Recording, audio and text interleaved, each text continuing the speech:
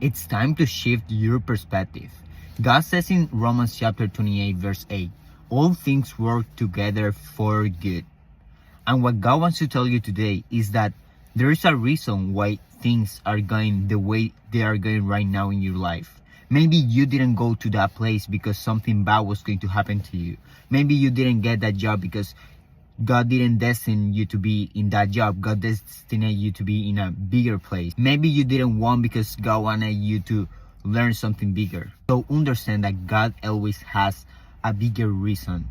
Maybe you don't see it right now, but in the future you will realize that the plan of God is perfect and the timing of God is perfect. So maybe right now you are not getting the things you want to get right now because maybe they are just harmful for you.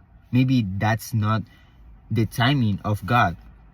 So understand and keep in mind that all things work together for good. Everything is going the way it's supposed to go because that's how God wants it in your life, because there is a lesson that God is teaching you. Keep trusting God because God has a bigger plan. God has a bigger purpose.